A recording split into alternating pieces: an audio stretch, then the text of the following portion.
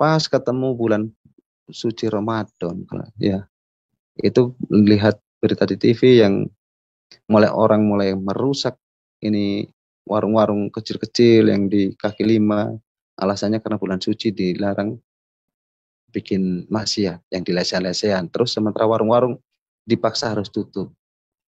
Saya pikir-pikir kembali, kalau bulan suci semua tempat usaha oke lah, kalau bilang yang remang-remang ditutup itu untuk apa namanya mensucikan bulan Ramadan. Nah kalau untuk warung-warung ditutup, ini orang yang pedagang-pedagang ini nanti hidupnya dari mana lagi? Ekonominya jelas macet. Sementara habis puasa itu biasanya hari raya. Itu butuh anggaran lumayan banyak untuk kehidupan untuk menyambut hari raya. Jadi saya pikir-pikir kembali, ini kayaknya ini makin lama makin brutal. Terus pelan-pelan dengan ini terkikis, mungkin kayak kekukuhan saya ini terkikis pelan-pelan. Akhirnya saya bilang, saya ini Islam. Dari awal Islam, dididik Islam, segala sesuatunya saya sudah ini. Selama 30 tahun saya sampai umur 30 tahun ini saya tetap akan pegang teguh. Dan itu kemungkinan namanya orang yang sudah terpatri dalam hati, dalam pikiran saya. Jadi saya pikir, sudahlah. Apapun itu, saya akan tetap dengan kepercayaan saya. Shalom Bapak Ibu sekalian, saudara-saudara dimanapun berada. Kita akan mendengarkan kesaksian dari Bapak seorang Muslim ini, yang mana sebelumnya ia memualafkan istrinya. Tetapi seiring berjalannya waktu, saudara-saudara, ia merasakan bahwa ada sesuatu yang berbeda. Akhirnya, tanpa mereka sadari, mereka merasakan kasih Tuhan di dalam hidupnya. Akhirnya mereka putuskan untuk terima Yesus sebagai Tuhan dan Juru Selamat satu keluarga. Luar biasa Bapak Ibu saudara-saudara, kita percaya semua karena anugerah Tuhan. Tuhan mau menyelamatkan, Tuhan memanggil mereka untuk menjadi percaya kepada Yesus sebagai Tuhan dan Juru Selamat. Semoga video ini boleh menguatkan iman kita. Karena itu saudara-saudara, sebelum kita lanjut, jangan lupa terus mendukung channel ini dengan cara like, subscribe, dan share, supaya saudara terus mendapat notifikasi video-video terbaru dari saya, dan terlebih channel ini akan terus berkembang dan menjadi saluran berkat bagi banyak orang. Untuk lebih lengkapnya, kita saksikan bersama-sama. Saya lahir dengan nama Ahmad Nur Khalil dari Banyuwangi. Saya lahir dari keluarga yang semuanya Muslim. Saya 4 bersaudara, saya anak pertama dari keluarga yang taat lah dengan agama. Jadi dari kecil memang dididik dengan pendidikan secara agama, rohani untuk agama Islam ini dari tingkat baca ikro, pokoknya mengaji di musola di tempat saya, di kampung saya sana. Dari masa kecil saya sudah terbiasa dengan pengajaran orang tua bahwa semua hukum-hukum dalam agama, mulai sholat sudah diajarkan dari sejak dini, terus berpuasa, pokoknya hal-hal yang menyangkut dengan agama itu memang diajarkan dengan lumayan ketat lah dari orang tua sendiri. Jadi kami tumbuh dengan disiplin agama yang lumayan ketat. Terus mulai menginjak kelas sekolah dasar, saya sudah terbiasa dengan puasa Senin Kamis, terus diajari dengan sholat sunnah, sampai itu berkelanjutan sampai sudah menjadi orang anak-anak remaja lah. Di kisaran umur sampai 23 atau 24 tahun itu saya mulai berkenalan dengan istri saya yang sekarang. Jadi kebetulan istri saya ini janda dengan beberapa orang anak.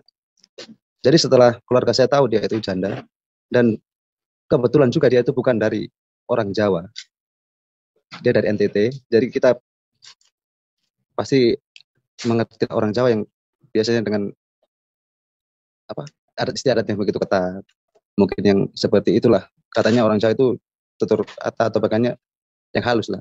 Sementara NTT itu orangnya keras, jadi mereka tidak menyetujui itu pun dengan istilah orang sudah janda. Jadi kalau masih muda baru kawin dengan janda dengan beberapa orang anak pasti nanti jadi beban, terbeban, bukan jadi beban, terbeban hidup. Jadi secara pemikiran ya pasti tidak ada orang tua yang mau bikin anaknya itu susah. Anaknya nggak mungkin. Siapa sih orang tua yang mau anaknya susah? Apalagi baru menikah sudah terbeban dengan begitu banyak tanggungan. Tapi itu awal mulanya. Tapi dari situ karena keteguhan atau istilahnya namanya orang sudah suka, jadi saya waktu itu ini sampai mau lari dengan calon istri saya, sampai akhirnya di apa istilah kalau orang bilang itu ditangkap kembali dengan orang-orang dalam rumah, sampai akhirnya bilang pasti kami sudah kena guna-guna. Selama dari kecil kamu taat sampai usia begini besar masih ikut apa kata orang tua, mengikuti segala sesuatu yang diajarkan dari orang tua. Tahu-tahu sekarang setelah kenal dengan janda ini kamu jadi begini. Jadi orang tua pikir saya kena guna-guna. Dan waktu itu saya mau membuktikan, kan saya ini masih Islam dulu tuh. Jadi saya bilang sama orang tua, sudah Pak, Mama, kalau saya ini memang kena guna-guna, ruqyah saya. Orang tua sampai bilang, buat apa harus ruqyah? Enggak, karena ini kalau memang dia itu guna-guna saya atau saya kena guna-guna, nanti kan hilang. Kalau nanti tetap saya ingat dengan istri saya, belum istri, yang calon istri saya ini, saya akan ambil keputusan untuk ikut dengan dia, keluar dengan dia, tetap menikah dengan dia. Akhirnya orang tua memberi syarat begini, sudah, saya ikuti kemampuan kamu untuk ruqyah. Terus kalau ternyata sudah ruqyah habis, kamu lupa, berarti kan guna-guna. Kamu mau lepas betulan ini calon kamu ini? Iya, saya janji untuk apapun yang terjadi, itu nanti jadi keputusan akhir. Karena menurut keimanan kami dulu, segala sesuatu kalau yang berhubungan dengan guna-guna atau apa, kalau batas terakhir itu ruqyah. Kalau sudah di ruqyah, itu guna-guna semua akan hancur. Jadi saya minta ruqyah. Waktu proses ruqyah, dari kiai yang memeruqyah saya itu bilang, Mas, ruqyah itu tidak bisa langsung ruqyah ini hari. Jadi Mas harus puasa. Nah kebetulan waktu itu saya langsung ngomong dengan kiai saya yang mau ruqyah, saya bilang, Pak, jangan bilang harus puasa dulu. Sebelum Bapak datang saya sudah puasa. Jadi Bapak datang sekarang saya sudah puasa. Jadi kapan mulai ruqyah? Jadi masalah yang sebegini ini sampai keluarga besar semua jadi kacau di situ gara-gara perbuatan saya cepat selesai. Karena mereka harus pontang-panting cari, terus ini pokoknya bikin repot keluarga besar lah, sempat bikin heboh di situ. Jadi sudah, kalau memang saya kena guna-guna, ini keluarga akan tenang. Kalau saya tidak kena guna-guna, saya akan jalan. Akhirnya hari berikutnya Pak Kiai itu datang, bilang, Mas ini hari puasa dengan dikasih, nanti kalau berbuka minumnya ini, itu tulisannya kayak itu, waktu itu kayaknya air zam-zam dengan bacaan-bacaan. Terus kebetulan saya punya teman, sahabat di sana itu, dia itu kalau istilahnya Gus itu anaknya Kiai, dia juga sempat kasih saya untuk ini baca beberapa istilahnya bacaan-bacaan begitulah untuk panduan saya sendiri. Jadi tiap malam saya sudah jarang tidur. Jadi setiap tengah malam bangun untuk sholat, habis itu istilahnya wirid. Karena memang betul-betul saya kepingin tahu sebenarnya ini ada apa dan seperti apa yang seharusnya nanti dijadikan untuk keputusan terakhir. Karena ini memang keputusan yang harus anggap saya keputusan yang besar untuk hidup saya. Jadi sampai akhirnya ruqyah dimulai hari pertama tidak apa-apa, hari kedua sama, sampai hari ketiga itu pun lolos. Jadi memang ini Pak Kiai itu bilang, Mas, ini bukan masalah kena guna-guna, tapi ini asli dari Mas, isi hati dari Mas sendiri. Jadi apapun yang Mas inginkan lakukan sekarang ini terserah. Karena kalau mau tetap dengan keluarga, silahkan. Kalau mau ikut dengan calon ini, itu bukan karena guna-guna. Jadi Mas ambil keputusan sendiri. Nah, setelah habis rupiah, sore hari, malam saya bilang dengan orang tua saya. Jadi sekarang bagaimana? Tadi sudah dikasih tahu dari Kiai, kalau ini bukan masalah guna-guna. Terus saya masih tetap ingat dengan calon istri saya sendiri. Jadi bagaimana sekarang? Saya mau ambil keputusan seperti yang pertama, saya akan tetap keluar ikut dengan calon istri saya. Nah, dari orang tua saya sendiri bilang begini, kalau kamu berani keluar dari rumah ini, jangan pernah datang lagi. Itu kata-kata saya masih ingat. Terus, jangan pernah, istilahnya pokoknya, kalau kamu sudah keluar, ya keluar. Jangan pernah harap untuk ini, jangan pernah harap apa-apa dari rumah di sini. Terus, ya sudahlah, saya keluar. Waktu itu saya bilang begini, nah uang saya yang kemarin di mana? Saya ada simpan uang sedikit di dalam di lemari kamar. Ternyata mereka semua sudah bongkar dan selesai semua yang apa-apa yang ada di dalam situ itu untuk entah apa yang mereka cari, akhirnya sebagian uang seberapa lah, tapi diambil juga. Saya minta, terus akhirnya dikasih. Waktu itu mama saya itu kasih 350.000 atau bagaimana. Saya pikir 350.000 ini mau cukup apa, sampai di mana, sudahlah jalan dulu.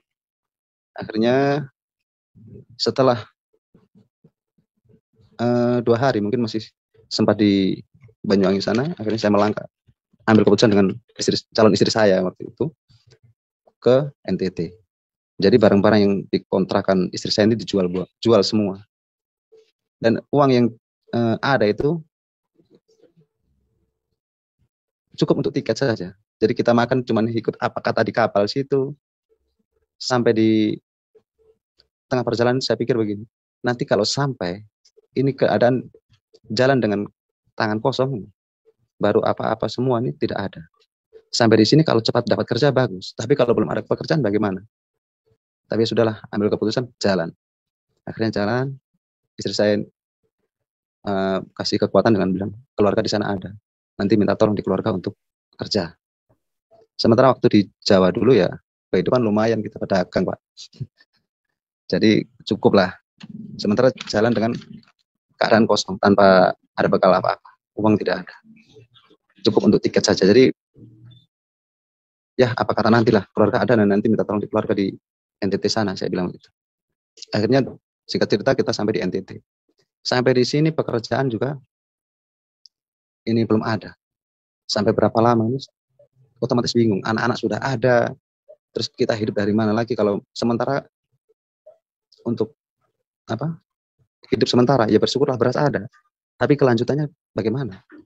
Akhirnya melamar, minta pekerjaan dan dapat di tempat potong hewan waktu itu.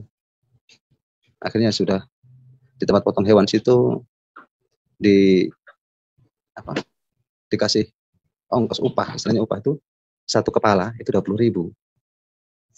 Waktu itu dalam mungkin satu minggu sekali baru bisa ambil uang, atau kalau memang terlalu rasa kayak memang tidak ada apa-apa lagi di rumah, saya minta kalau kira-kira sudah 5 ekor sapi yang dibunuh, jadi disembelih, jadi kan dapat 100.000 itu nanti beli beras, ini kita ulur kembali sampai dapat berapa hari. Jadi ya kalau sementara hitungan kilo untuk orang yang itu waktu mungkin ada 9 orang dalam rumah barangkali atau bagaimana, itu ya kita masak bubur.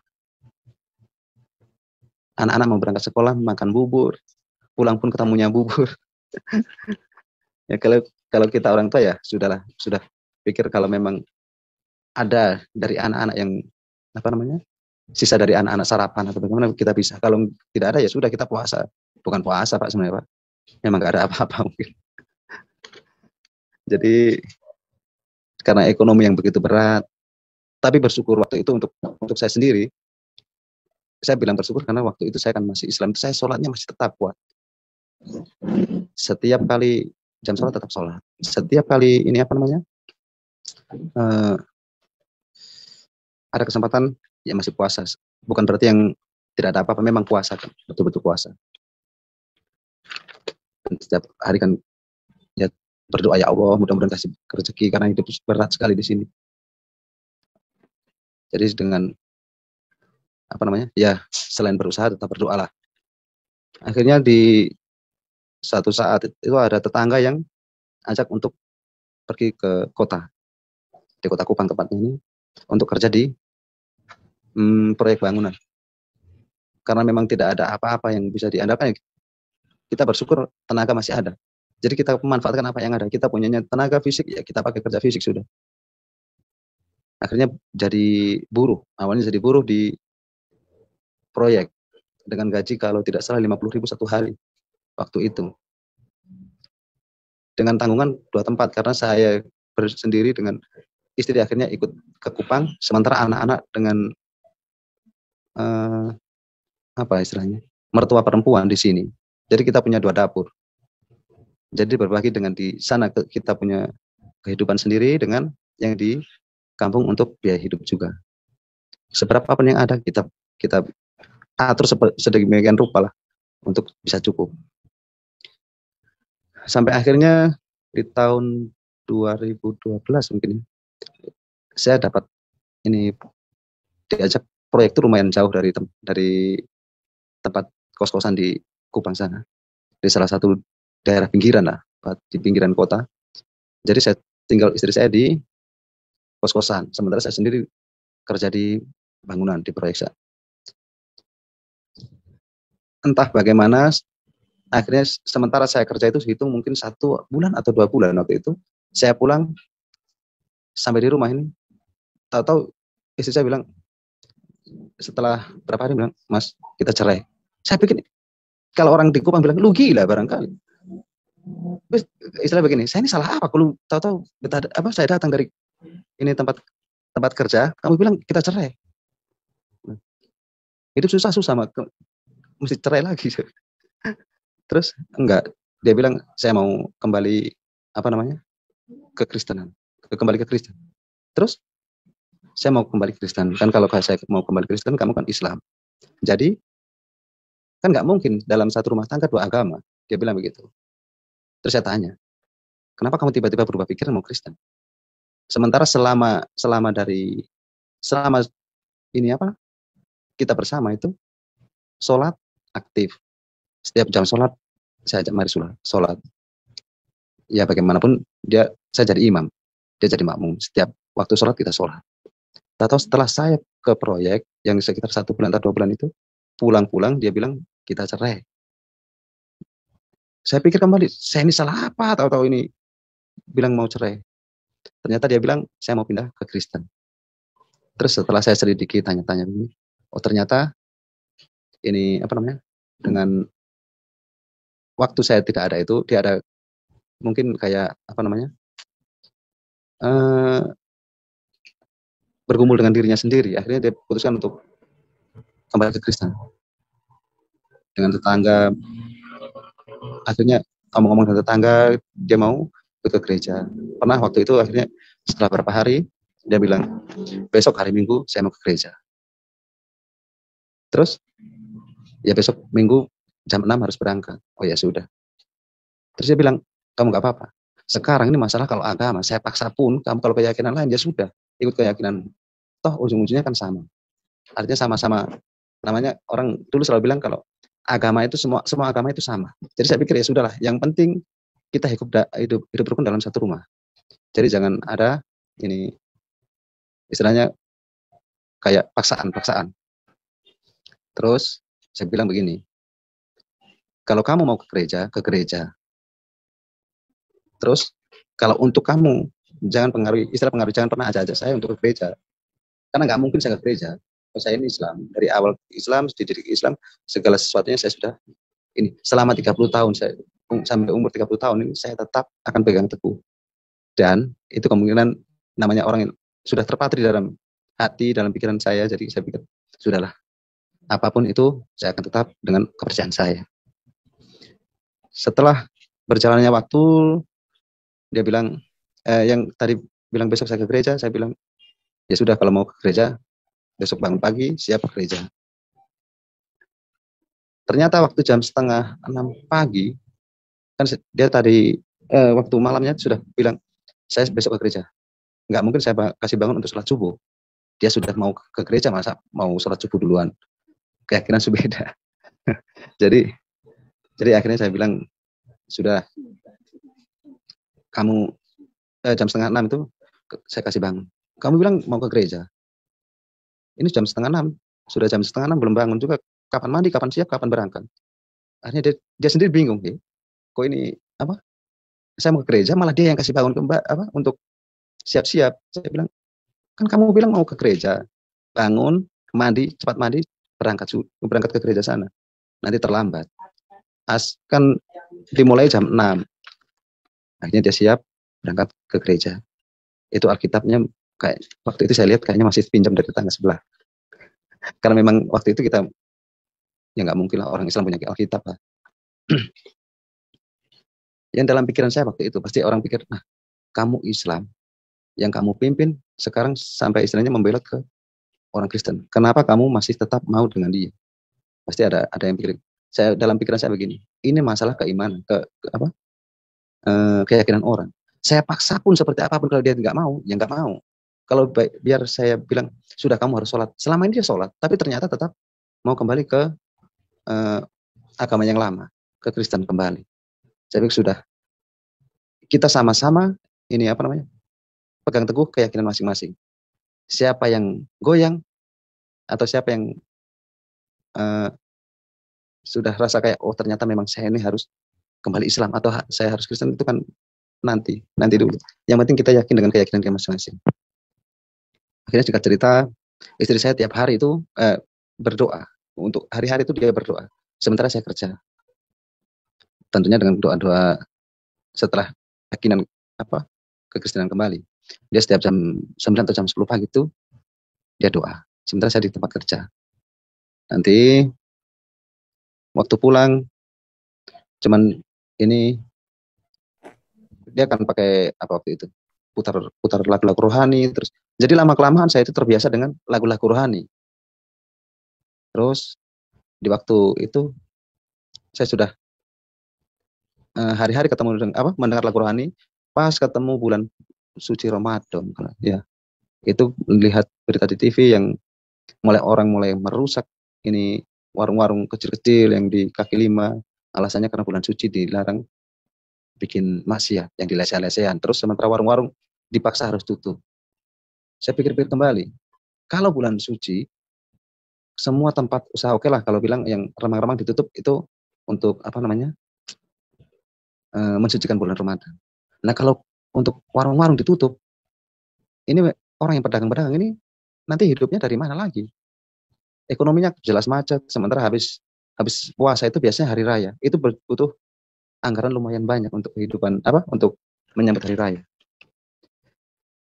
Jadi saya pikir-pikir kembali, ini kayaknya ini makin lama makin brutal. Terus pelan-pelan dengan ini terkikis, mungkin kayak kekukuhan saya ini terkikis pelan-pelan. Akhirnya saya bilang, sudahlah. Yang penting saya ikuti apa yang ini diajarkan dulu.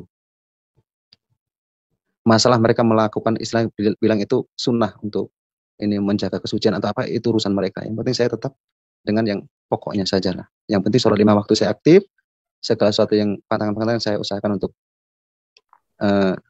jangan sampai saya langgar. Jadi saya hidup dengan ketaatan yang cuma lurus saja, tanpa sunnah-sunnah yang harus kayak ini. Nanti dengan berjalannya waktu, tiap tengah malam itu istri saya ini berdoa. Kalau saya setelah ini kadang-kadang merasa capek sekali, jadi tengah malam tidak bangun untuk sholat tahajud lagi, merasa capek, terlalu capek. Akhirnya saya tidur, mungkin karena terlalu nyenyak, tapi sekali waktu itu saya pernah kaget. Kagetnya begini, pas saya ini kayak waktu tidur, tahu kayak ada yang kasih kaget saya ini. Buka mata begini pas istri sedang berdoa. Jadi mungkin saya pikir, ini kenapa saya tahu kaget begini. Nah setelah besoknya saya tanya, kenapa ini kamu berdoa kasih kaget? Saya tidur. Dia bilang, tidak, kok tangan saya tidak sentuh, bilang begitu toh. Ini dia bilang, Tuhan sudah maha. Ini zaman Tuhan itu. Bilang, nggak ada urusan. Kok saya tetap dengan pendirian saya juga. Akhirnya berjalan waktu terus. Semakin dekat dengan hari raya waktu itu, saya pikir-pikir, ini waktu sholat kayak malas-malesan. Lama-lama istri tanya, kamu gak sholat? Biar dulu. Kenapa? Kayaknya kayak rasa hambar begitu, bingung kembali. Saya bilang, saya ini tetap dengan keyakinan ini. Saya lihat saudara-saudara saya yang kayaknya mulai istilahnya membuat kayak kegaduhan, apalagi dengan berita-berita orang-orang yang melakukan terorisme itu saudara-saudara saya sendiri. Sementara di sini di NTT sini yang notabene orang mayoritas Kristen, hidupnya ya begitu-begitu. Istilahnya kayak ada ketenangan lah, nggak ada istilah ini terorisme juga nggak ada. Akhirnya goyah, lama-lama istri tanya waktu ini kenapa ini nggak rajin sholat lagi. Sudahlah, saya bilang tunggu dulu. Kayaknya otak saya sedang ini goyah. Otak saya kayak goyah. Saya waktu itu dia bilang, nah kalau sudah nggak yakin masuk Kristen. Saya bilang, jangan bilang saya ajak saya untuk masuk Kristen. Saya ini ya orang Islam. Saya masih Islam. Dan saya rasa ini hal yang paling tidak mungkin saya itu akan masuk Kristen. Karena terus terang dari didikan dari waktu kecil kan begitu. Menyembah selain Allah itu kafir.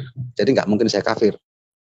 Terus, tapi kalau saya pikir-pikir kembali, saya kayaknya lebih senang dengan istilah orang bilang, ini ajaran nenek moyang. Ajaran nenek moyang bilang, ini cuman kalau hidup itu harus selaras dengan sesama lah, istilahnya gitu. Kalau orang Jawa bilang kan tepos liro. Jadi saya pikir yang penting saya tidak menyakiti orang, saya tidak bikin masalah dengan orang lain, pokoknya hidup akhirnya bisa damai, saya pikir begitu.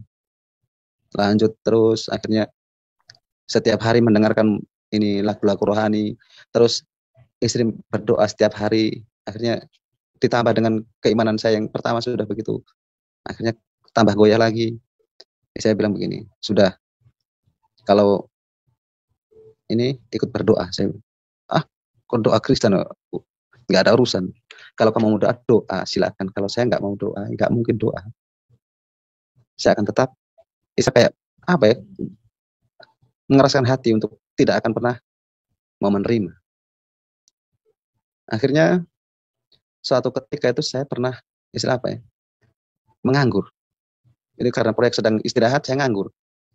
Sementara hidup di sana itu sudah bagaimana kerasnya kehidupan, anggap saja di kota ini kan tanpa saudara, tanpa apa-apa ya harus ini putar otak. Karena menganggur cari kerja kiri kanan belum dapat, akhirnya saya bilang sudahlah, yang penting cari hiburan bagaimana. Ada majalah atau ada apa saja waktu itu saya baca untuk hibur, cuman membuang waktu saja. Lama-lama yang ada tinggal Alkitab. Masa saya harus baca Alkitab? Meskipun iman ini ya sudahlah, cari yang lain dulu untuk sekedar untuk isi waktu. Lama-kelamaan, karena setiap hari istri saya itu kalau berdoa sudah baca Alkitab. Nanti dia mulai omong, istilah kayak ini penginjilan tapi halus-halus lah, maksudnya begitu. Saya pikir, sudahlah, yang ada ini saya baca. Waktu itu saya baca di Perjanjian Baru dan Perjanjian Lama bilang, ini kalau Perjanjian Lama ini sebenarnya intinya sama dengan Al-Quran, tapi kalau Perjanjian Baru itu lain. Jadi saya baca pas Matius, dari awalnya ke Matius. Dari Matius, lama kayaknya baca ini seru juga karena pas nganggur. Jadi lama-lama ketemu di Matius 5-7, kota di bukit. Saya pikir ketemu ini yang ini masalah kalau untuk orang Jawa bilang tepos liro ini sama dengan di Matius pasal 7 ayat 12. Cintalah sesamamu seperti dirimu sendiri. Saya pikir ini kan bahasa Jawanya tepos liro. Ini ada di Alkitab sendiri. Sementara jujur, selama 30 tahun dari 0 sampai 30 tahun, umur 30 tahun saya mengaji iya, baca Al-Qur'an iya, tapi artinya mungkin kalau dibilang 0. Kalau pas baca, pas ada artinya di bawah, saya bisa tahu. Tapi kalau ini bacaan ini artinya apa langsung, itu ya, mohon maaf. Saya tidak tahu.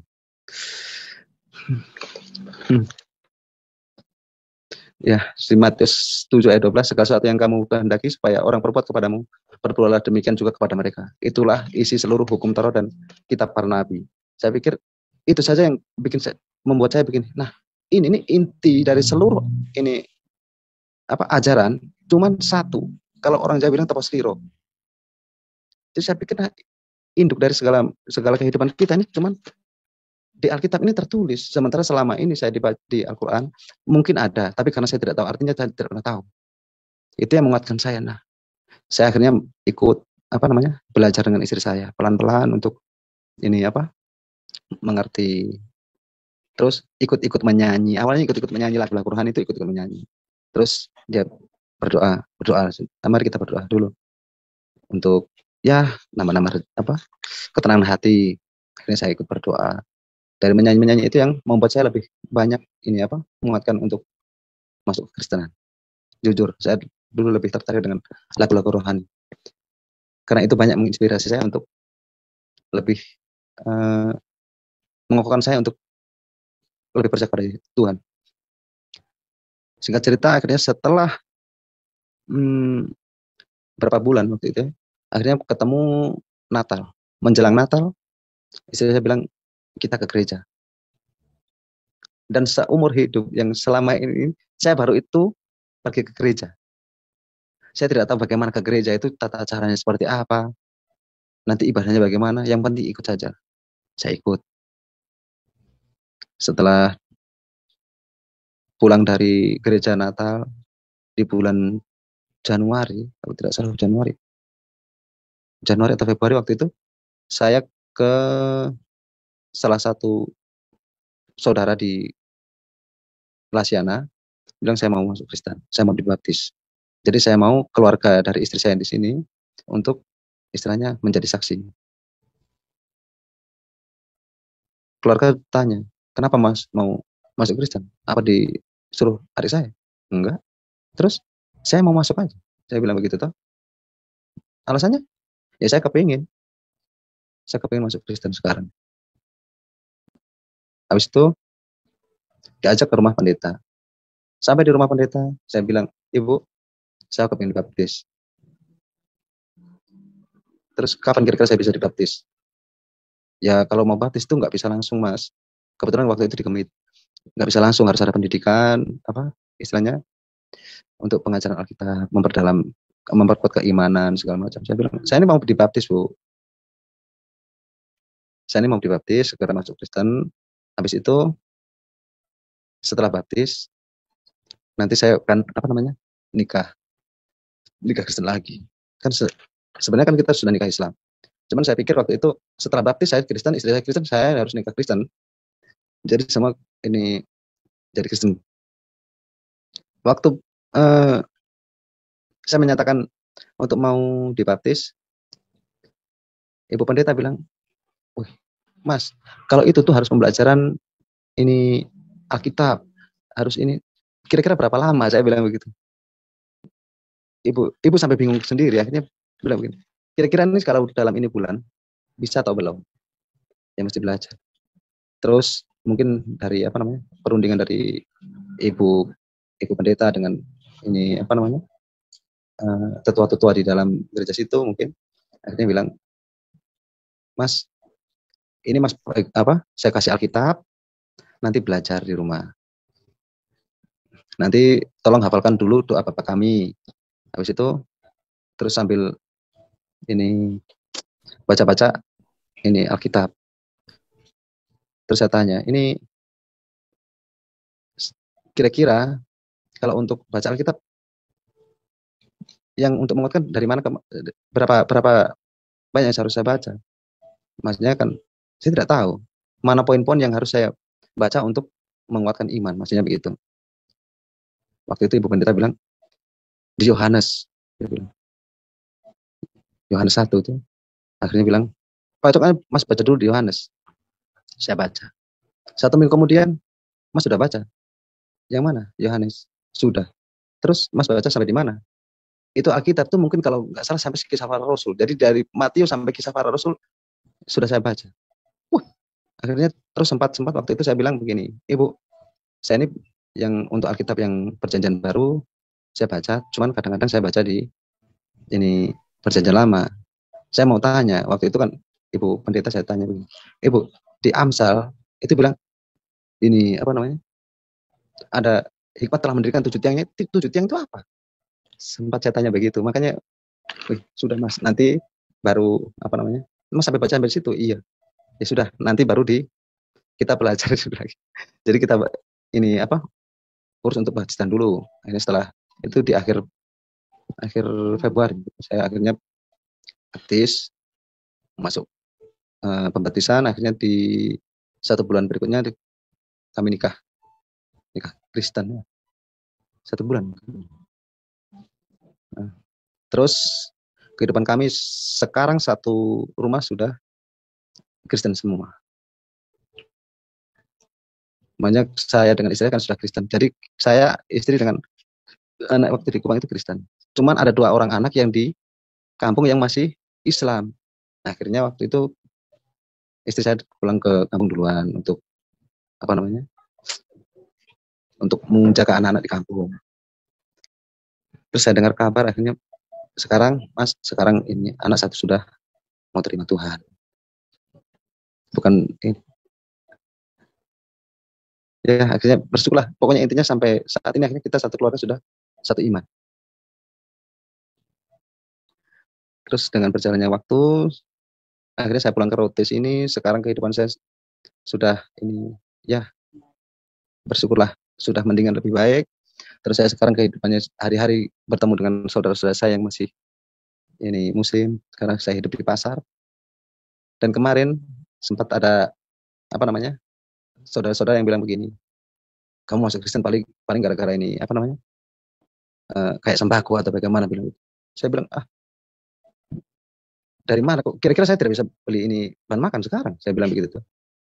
Cuman itu kalau menurut saya sendiri itu pemahaman seperti itu tidak salah, dan saya tidak pernah menyalahkan mereka karena waktu saya di Jawa dulu pernah itu bahasa itu sempat saya dengar juga. Sebenarnya kalau sekarang ini saya pikir oh ternyata itu bukan masalah ini, kalau mau masuk Kristen akan dikasih ini itu, cuman itu kan persembahan kasih untuk para ini apa namanya orang-orang yang berkekurangan lah. Ya, tapi untuk saat ini bersyukur saya dengan keluarga semua ini, dan satu beban sekarang untuk saya, karena saya orang dari seberang, mungkin banyak saudara yang para murtadin misalnya, itu punya beban sama. Untuk dikucilkan wajar, itu biasa, sama mengalami. Untuk dimusuhi dengan ini apa saudara atau keluarga semua itu sudah biasa. Cuman yang ini sekarang itu untuk menginjili, misalnya untuk penginjilan itu kayaknya berat. Kapan hari itu saya ada teman saya bilang begini, tanya itu, Mas, Tuhannya orang Kristen itu berapa? Saya bilang satu tuh. Nah, Allah Bapa itu siapa? Ya kalau saya secara ini Allah ya Allah toh, saya bilang begitu. Terus Yesus, terus ini apa? Dia bilang kan Yesus itu kan ini firman Allah. Berarti bukan Allah. Saya pikir-pikir sebenarnya kalau kita sama-sama Kristen atau sama-sama orang yang ini apa namanya satu apa namanya sudah ini kita menjelaskan mungkin agak enak, tapi kalau dari seberang itu memang buta. Saya pikir kembali saya menjelaskan ke teman ini bagaimana ya. Jadi mungkin dari saudara-saudara yang lain ini bisa menjelaskan, nanti tolong bantu. Saya bingung untuk menjelaskan jujur untuk ini kan karena ini Tritunggal itu tidak bisa pakai logika yang dari ini saya alami.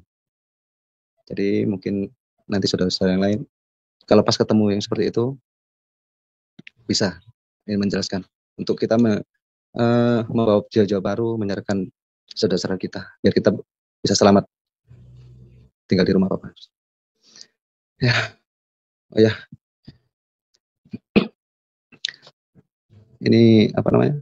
Ada satu hal yang saya tadi sempat lupa.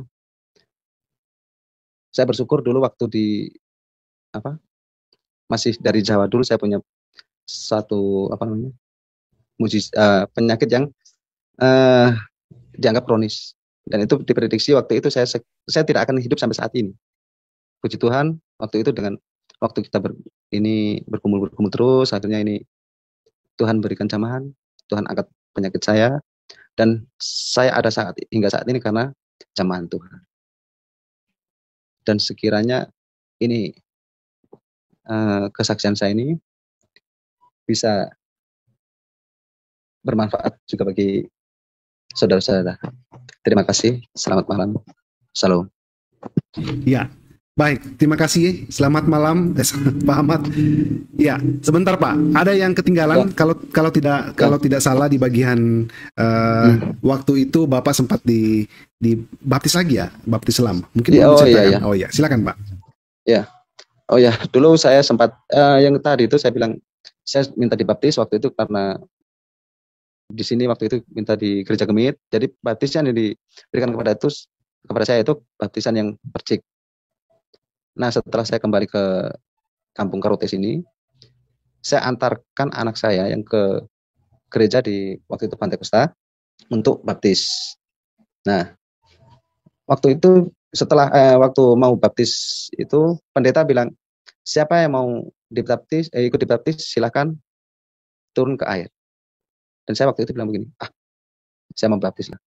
Menurut saya sendiri, jangan nanti digaris bawahi kok semua harus begitu. Untuk saya sendiri, baptis itu memang betul dalam nama Bapa, Putra dan Roh Kudus. Iya, semua baptisan sama. Tapi untuk pribadi saya sendiri, kalau percik saya kurang puas. Kalau mau silam 1 kali. Jadi kalau mau kalau cuma percik rasa kurang puas di hati, saya akan silam. Saya silam, baptis silam. Jadi mau lahir baru betul-betul. Itu ya, itu dari keyakinan saya sendiri. Jadi jangan nanggung lah, maksudnya untuk saya sendiri. Bukan masalah baptis silam yang betul atau percik yang betul, tapi kan keimanan kita masing-masing.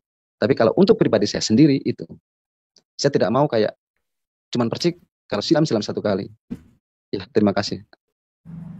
Luar biasa Bapak Ibu saudara-saudara, kesaksian Bapak ini semoga dapat menguatkan kita, semoga membuat kita semakin bertumbuh dalam Tuhan.